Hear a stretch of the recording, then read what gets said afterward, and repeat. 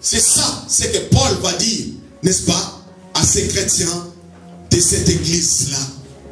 Ne vous conformez pas dans le système du monde, dans les choses du monde. Ne vous conformez pas. Le monde a son système. Le monde a ses choses. Le monde a son histoire.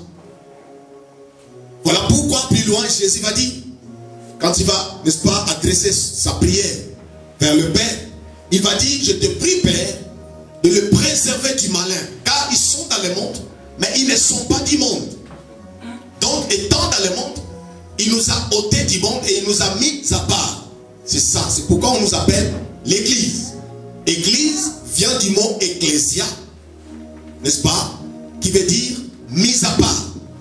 Ecclésia, mise à part. C'est ce que nous sommes. C'était la prière aussi de Jésus. Préservez-les puisqu'ils sont dans le monde mais pas du monde. C'est la même chose que Paul dit ici. Ne vous conformez pas. Ne vous mêlez pas avec les choses du monde, avec ceux du monde, avec les systèmes du monde. Pourquoi? Parce que vous n'êtes pas du monde. Alléluia. Vous êtes déjà tiré du monde. Vous êtes déjà sorti du monde. Alors ne vous mélangez plus là-bas. Ne vous moulez plus là-bas. Ne vous confondez pas avec eux. Il faut qu'il y ait de la différence. Il faut qu'il y ait de l'élégance spirituelle. Alléluia. Il faut qu'il y ait ça. Il faut qu'il y ait de l'excellence. Puisque vous êtes dans le monde, mais vous êtes quelque part mis à côté. Et vous êtes comme établi sur une montagne. Et le monde vous regarde vous voir. Alléluia. Donc vous êtes appelés à éclairer, à illuminer le monde. Cela veut dire, vous n'avez pas droit de vous mêler avec les systèmes et avec le gens du monde. Là c'est les ténèbres. Le monde c'est les ténèbres. Le monde, bien aimé dans le Seigneur, il n'y a rien de bon. Alors c'est à toi, Église, d'apporter les biens, ce qui est bon au monde. Alléluia. Ne vous conformez pas, n'est-ce pas, au siècle présent. Donc nous devons, bien aimé dans le Seigneur, faire la différence. Pourquoi? Parce que la Bible nous dit dans le livre d'Apocalypse chapitre 1er, verset 6, que Dieu a fait de nous, c'est-à-dire à nous, n'est-ce pas, tirant du monde, et, n'est-ce pas, enlevé du monde, il a fait de nous un royaume des sacrificateurs, c'est-à-dire des sacrificateurs et des rois. En d'autres termes, des princes, des rois. C'est ce que Dieu a fait de nous, en nous excluant du monde, en nous mettant à part. Donc cela veut dire que nous ne sommes plus n'importe qui. Tu n'es plus n'importe qui, toi, Église. Tu es un prince de Dieu. Et si nous regardons par rapport à la nature, nous voyons que le prince de ce monde, il ne se mélange pas avec le simple citoyen du royaume. Alléluia. Il ne se mélange pas. Il n'y a pas la confusion. Il y a toujours la différence. Il y a toujours de la classe, de l'excellence, de l'élégance. Que celui-ci, c'est un prince. Alléluia. Il appartient à la famille royale. Il y a la différence. Il ne fait pas ce que tout le monde, n'est-ce pas, fait à la cité, au quartier. Jamais. Vous ne le verrez jamais. Ils sont toujours à l'écart. Ils sont toujours ailleurs. Leur vie est toujours différente de tous les autres. Voilà ce que nous devons être bien-aimés dans le Seigneur. Alléluia. Amen. Et c'est ce que Dieu a fait de toi. Royaume des sacrificateurs. Un roi, un prince pour lui. Car tu lui appartiens. Tu dois le savoir. Et tu dois défendre ton identité. Elle n'est pas terrestre. Elle est spirituelle. Alléluia. Voilà pourquoi des fois, quand je vois, je regarde les enfants de Dieu qui se plaignent. Mais non, moi je ne comprends pas. Pourquoi toujours moi? Pourquoi toujours ce problème? Pourquoi toujours on en veut à moi? Pourquoi? Mais c'est tout à fait fait normal. Le monde nous apprend que tous ceux qui sont élevés, le fils du roi, le roi lui-même, sa famille, même la présidence, sa femme, ses enfants, mais ils sont toujours visés. Alléluia. Ils sont toujours visés. Ils sont toujours, n'est-ce pas, la cible de tous les autres. C'est tout à fait normal. Parce que élevé, parce que mis à part, c'est une autre classe, c'est une autre identité. C'est ce que tu es. Voilà pourquoi quand des problèmes t'arrivent, quand des soucis t'arrivent, bien-aimé dans le Seigneur, la première des choses à faire, c'est d'abord de savoir, c'est quoi mon identité. Si tu te reconnais dans l'identité de Dieu, si tu te reconnais fils, fille de Dieu, alors ne t'inquiète pas. Alléluia. Et ne t'en fais pas. C'est pourquoi la Bible nous dit dans le livre de Philippiens, ne vous inquiétez de rien. Ne vous inquiétez de rien. Puisque c'est normal que les soucis vous arrivent, que les problèmes vous arrivent, que les gens en veulent à vous. C'est tout à fait normal. Mais vous, ne vous inquiétez de rien. Mais en toutes ces choses, faites simplement connaître vos besoins à Dieu. Comment? Par des prières, des supplications, avec des actions, des grâces. Voilà ce que la Bible nous recommande. Mais ne pleure pas, ne gémis pas, ne te pose pas de questions. Un prince, quand on dit que non, il y a, n'est-ce pas, il y a Al-Qaïda, c'est comment on l'appelle? Al-Qaïda, voilà. Al-Qaïda a un plan contre la famille royale d'Angleterre. Vous croyez qu'ils se plaignent? Et pourquoi Al-Qaïda envers nous? Pourquoi? Parce qu'ils savent qu'ils ne sont pas n'importe quelle famille. Alléluia. Ils savent qu'ils sont de la famille royale. C'est pourquoi ils sont visés, c'est clair. Alors enfant de Dieu, tu ne connais pas ton identité.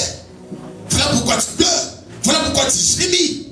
Hein? Laisse Al-Qaïda faire ses projets, n'est-ce pas? Oh, laisse-le faire des choses, c'est tout à fait normal.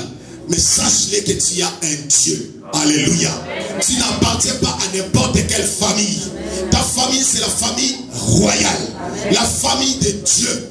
Une famille, bien aimée dans l'esprit, invincible. Alléluia. La Bible dit que celui qui est en nous, ton papa, ton père, ton Dieu, est plus grand, est plus fort que Al-Qaïda, que tous les démons rassemblés, réunis ensemble, et le maître, le diable. Ton papa, ton Dieu est plus fort. C'est lui qui est en toi. Ne pleure pas, ne t'inquiète pas à cause des petits problèmes, à cause des petits bobos, à cause des petits soucis. Oh non, pourquoi moi? Mais il faut que ça soit toi. Alléluia. Amen. Il faut que ça soit toi. Jésus va dire plus loin. Mais qu'est-ce que vous croyez, vous autres? Vous avez déjà vu, n'est-ce pas, les diables s'attaquer au diable? Non. Un royaume qui se divise ne subsistera plus jamais. Alléluia. Mais ils appartiennent au même royaume. Ils sont de la même famille. Ils sont tous ensemble. Mais comment voulez-vous qu'ils se contre-attaquent? Non. Il faut qu'ils visent ceux qui sont de l'autre côté, de l'autre famille. Et pas n'importe quelle famille. Et celui-là qui est de l'autre côté, c'est toi. Église, mise à part, privilégiée, élevée. Alléluia. Voilà le problème. Et tu dois connaître ces choses. Alors on n'aura plus de gens qui vont pleurer, qui vont pleurnicher. Oh non, dans ma vie, je ne vous comprends plus. Je ne comprends plus. Tu dois comprendre. Alléluia. Tu dois comprendre que je suis le fils de Dieu du Très-Haut. Je suis la fille du Dieu du Très-Haut. C'est la raison pour laquelle il y a tout ceci. C'est que quelqu'un a compris. Amen. Alléluia. Amen. Gloire à Dieu. Nous avançons.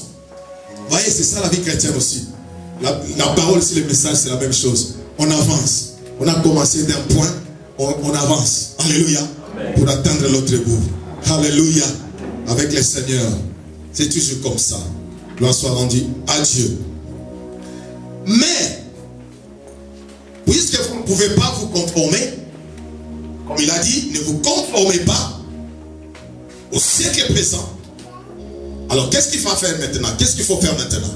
Il a dit, mais, soyez transformés par les renouvellements de l'intelligence. Soyez transformés. C'est pourquoi nous avons dit que c'est la transformation aujourd'hui. Nous parlons de la transformation. Cette marche avec le Seigneur, cette carrière que nous avons commencé avec le Seigneur, que tu as commencé avec le Seigneur, te demande la transformation. pour atteindre l'autre bout. Alléluia. Pour atteindre l'objectif. Là où le Seigneur t'attend. C'est lui qui t'a appelé, qui a commencé avec toi cette carrière. Il t'attend maintenant à la ligne d'arrivée. Alléluia. Amen.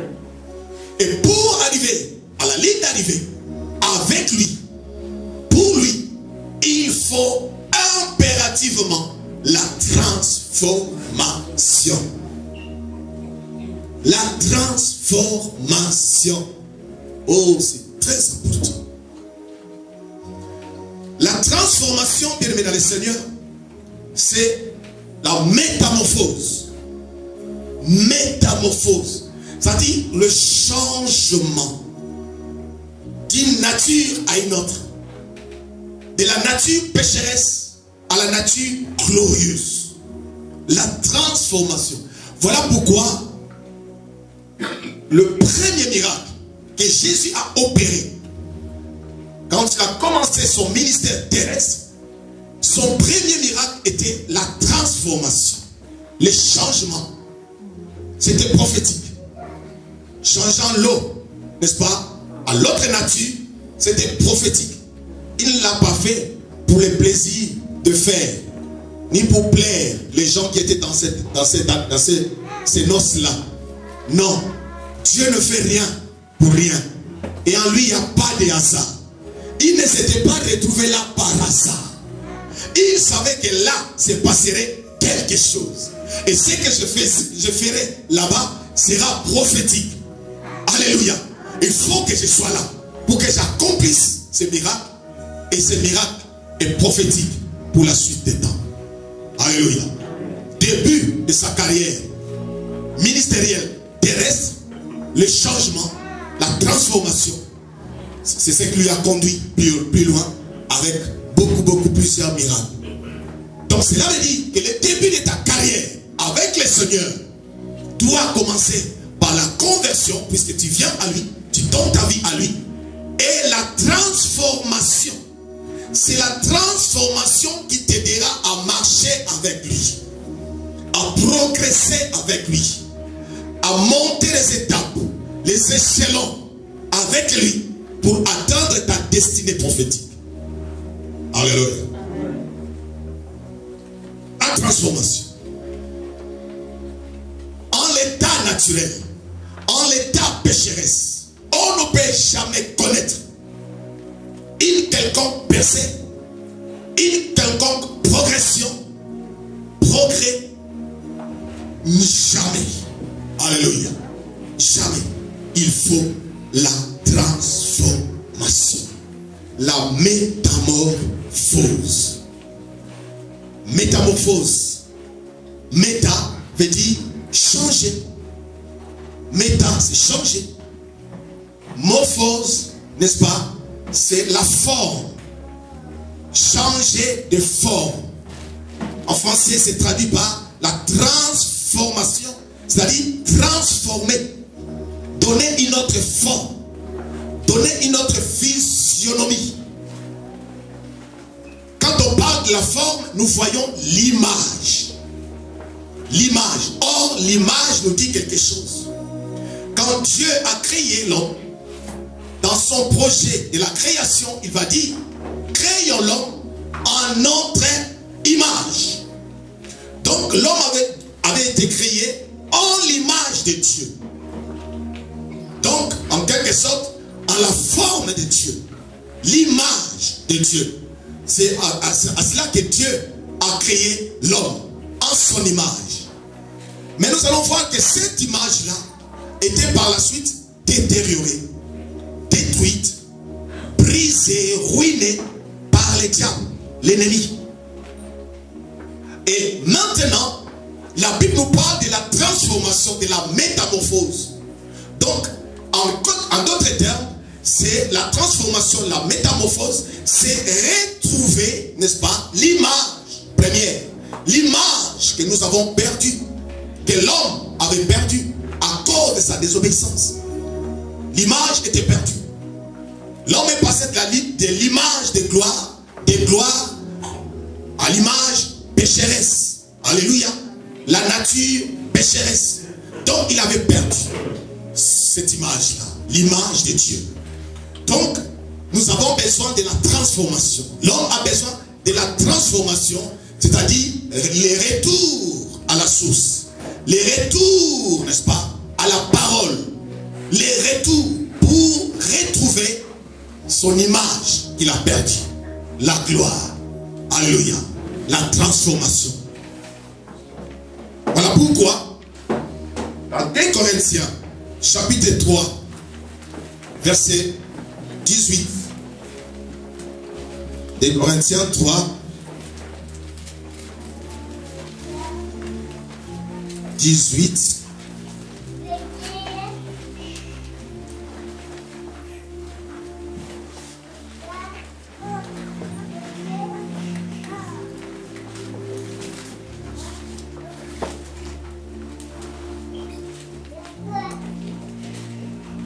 Des Corinthiens chapitre 3 verset 18. Alléluia. Amen, amen. La Bible dit ceci. Nous tous, dont le visage découvert reflète la gloire du Seigneur, nous sommes transformés en la même image, de gloire en gloire, par l'Esprit du Seigneur. Ici, la parole est claire.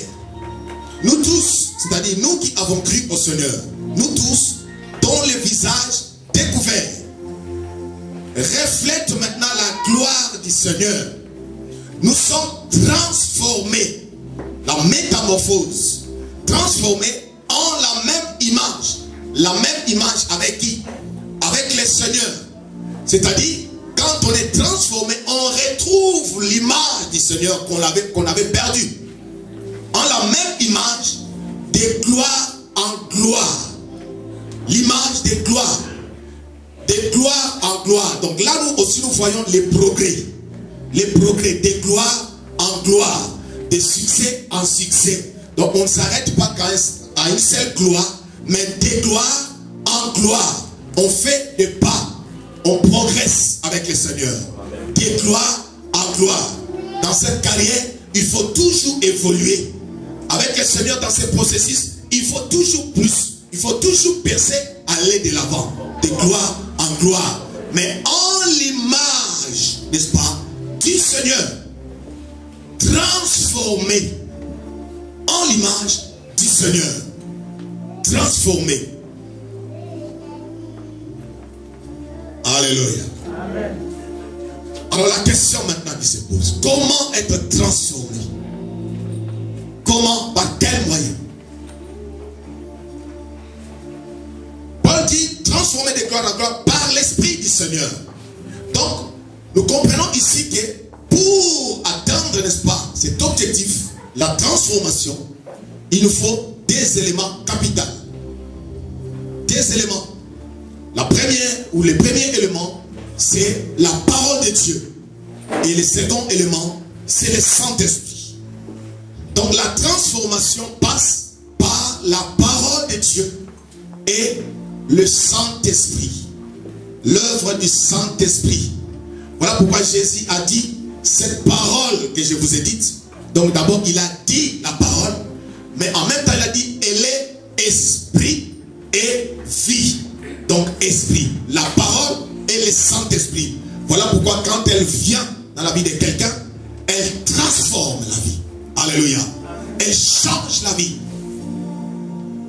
Il va dire plus loin, ma parole ne rentre pas en moi sans qu'elle puisse accomplir ce pourquoi elle a été envoyée. Puisqu'elle est esprit et vie, quand elle vient dans la vie d'une personne qui la reçoit, cette parole accomplit sa mission. Et la mission de la parole, c'est transformer, donner la forme dans la vie de l'homme, réformer l'homme, que l'homme puisse retrouver son image première, tailler, enlever tout ce qui ne donne pas gloire au Seigneur. C'est ça le rôle de la parole. C'est pourquoi tu as besoin de la parole. Alléluia. L'homme a besoin de la parole. C'est prophétique, c'est que Christ a dit. La Bible nous dit que l'homme ne vivra pas du pain seulement, mais de toute parole qui sort de la bouche de l'Éternel. C'est la parole qui donne la vie. Pourquoi? Parce que c'est elle qui nous, n'est-ce pas, qui nous fait retrouver, qui nous ramène à l'image première, l'image que nous avons perdue, la vie. Parce que cette image-là, c'est la vie. C'est la vie que nous avons perdue tout simplement. Alléluia. Amen. Nous avons perdu la vie. Et la parole nous ramène cette vie-là. Et l'esprit et les vies. Donc la transformation passe par là. La parole est le Saint-Esprit. Ça, c'est très important. Et quand la parole vient, qu'est-ce qu'elle fait? La Bible dit, elle renouvelle l'intelligence. Soyez transformés par les renouvellements de l'intelligence.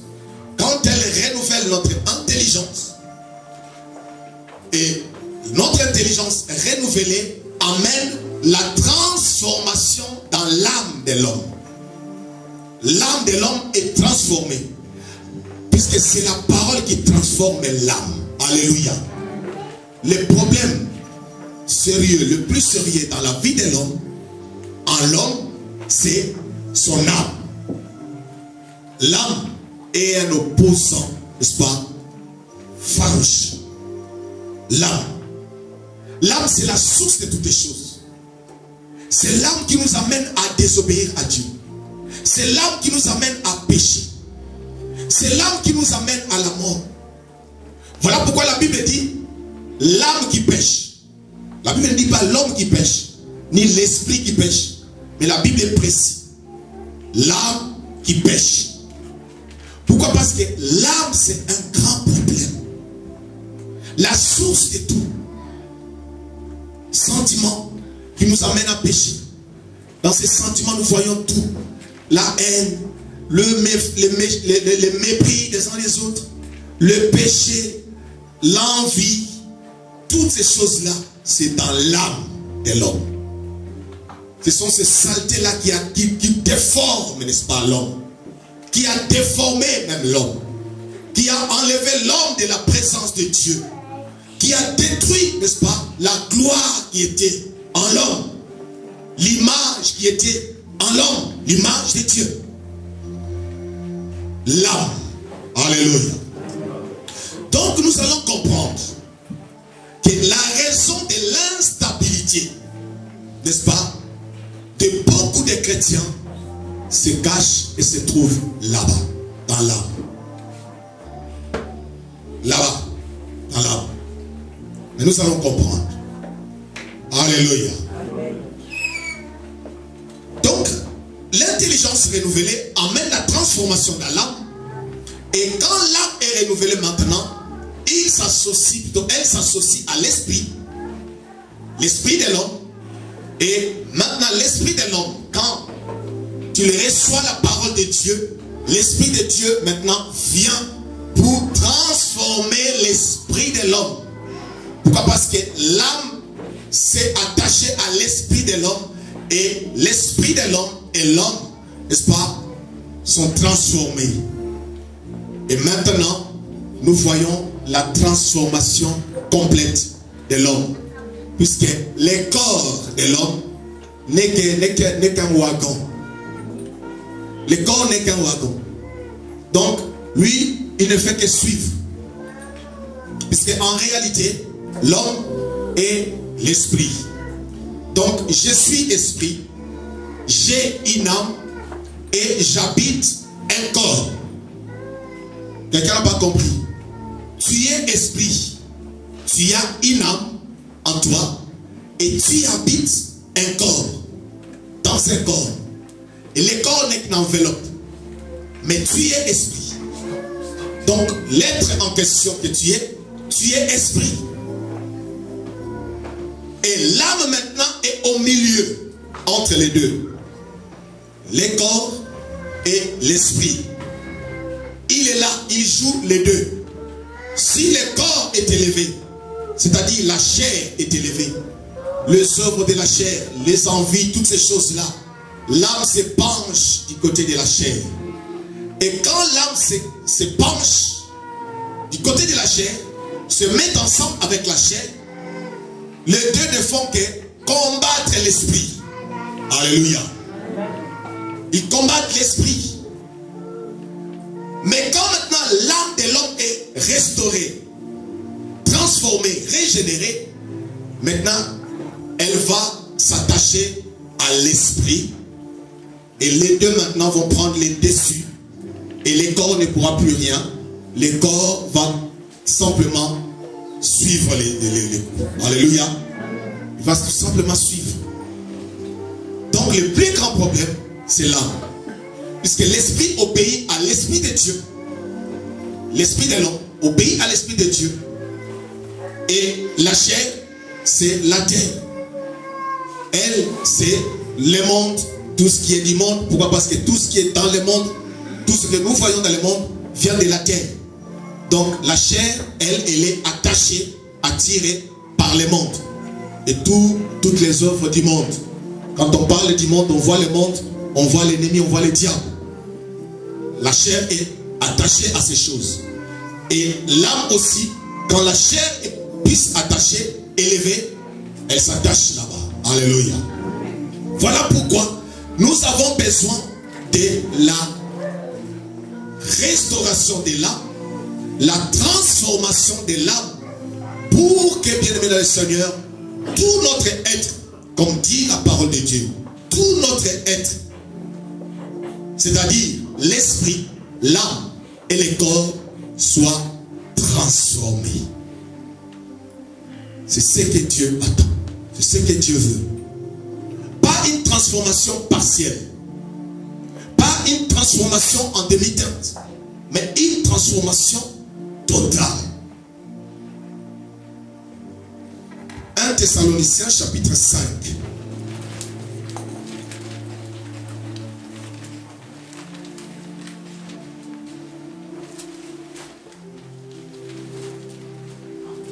Chapitre 5.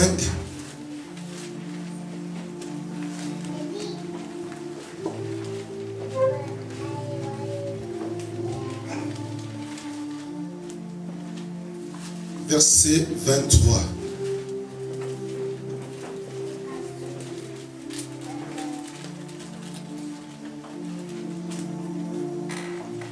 Chapitre 5, verset 23.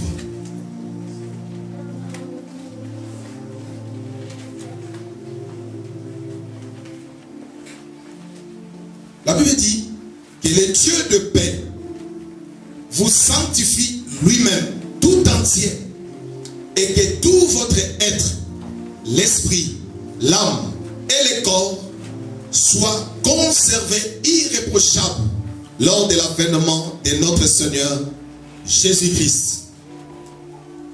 Que le Dieu de paix vous sanctifie lui-même, et que tout votre être, dans tout l'être de l'homme, nous voyons premièrement l'esprit, deuxièmement l'âme et le corps, soit conservés irréprochables. Or, pour que toutes ces choses-là soient conservées irréprochables, il faut qu'elles soient transformées. D'abord, la transformation. La transformation, pour que ces choses-là, ces trois entités de l'homme, ces trois dimensions de l'homme, n'est-ce pas, soient conservées pour la gloire de Dieu. Soient utiles pour la gloire de Dieu. C'est ça, le retrouver l'image de Dieu, n'est-ce pas? L'image de Dieu ne peut être retrouvée que quand toutes ces trois dimensions de l'homme sont restaurées. L'esprit, l'âme et le corps. Et la transformation devient totale. Et l'image de Dieu est restaurée.